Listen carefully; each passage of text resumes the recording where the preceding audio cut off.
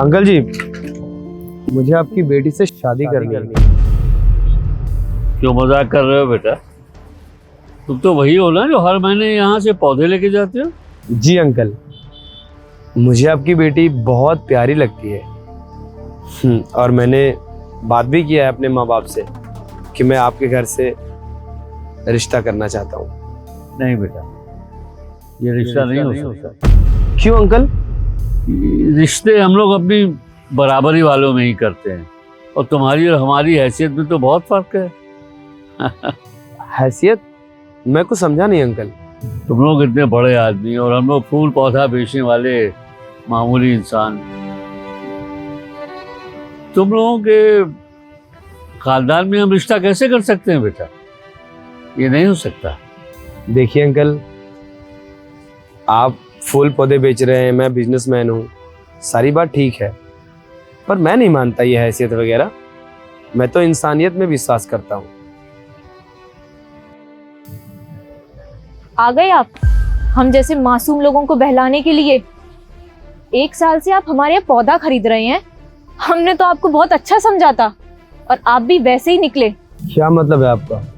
मतलब मैंने बहुत सुनी है बड़े घर की कहानियां।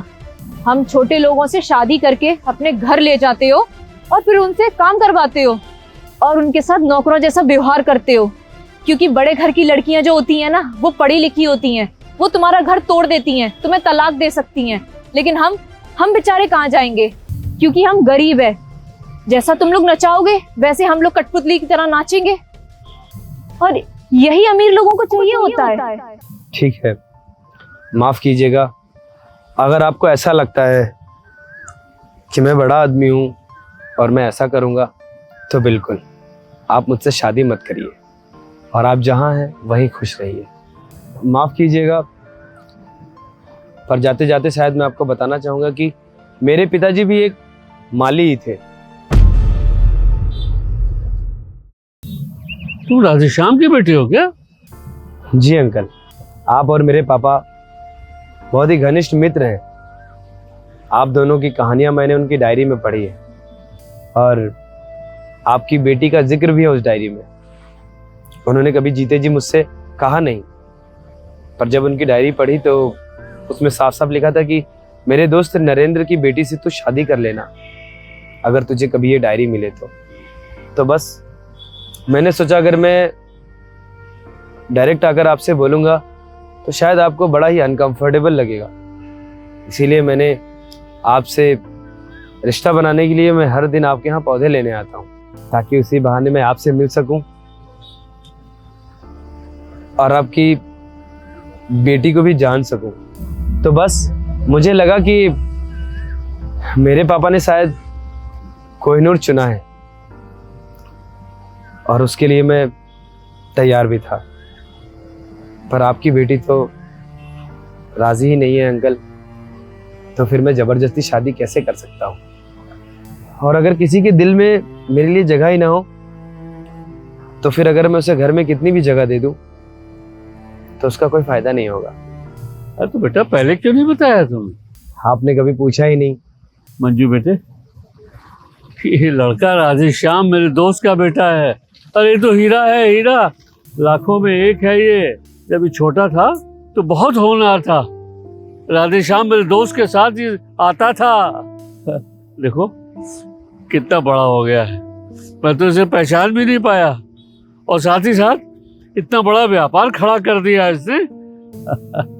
बेटे, तुमने ऐसा क्या देखा मेरी बेटी में जो तुम इसका हाथ मांगने आ गए मुझसे? अंकल, आपकी बेटी बहुत ही बहादुर है, और अगर कोई भी मुसीबत आएगा तो उससे लड़ लेगी। वो देखा मैंने उस दिन जब आप। बुड्ढे, कहाँ है तेरी बेटी? क्यों, क्या काम है? तेरी बेटी मुझे बहुत पसंद है। क्या बदतमीजी है? क्या बोला?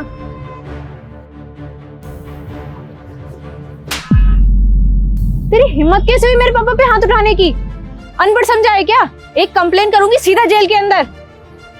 चल निकल यहाँ से दोनों के दोनों। देख लूंगा तुम दोनों को। चलो भाई, चल निकल।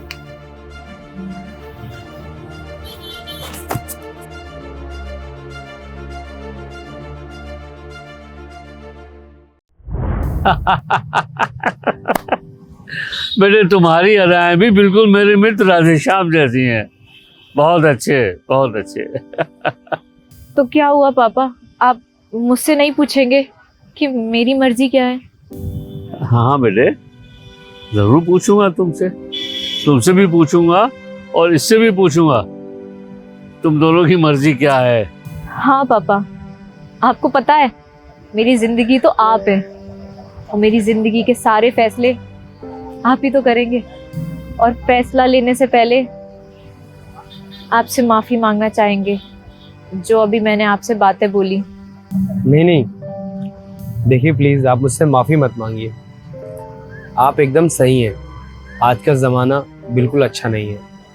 आप हर किसी पे भरोसा नहीं कर सकते हैं और आपने जो देखा है वो सही देखा है। होते हैं लोग वैसे, पर हर कोई एक जैसा नहीं होता है। और अगर आप किसी पर भरोसा ही नहीं करेंगी तो फिर भरोसा किस पर करेंगी? बातें बहुत हो गई बेटा, अब रिश्ते की बात कर रहे हैं?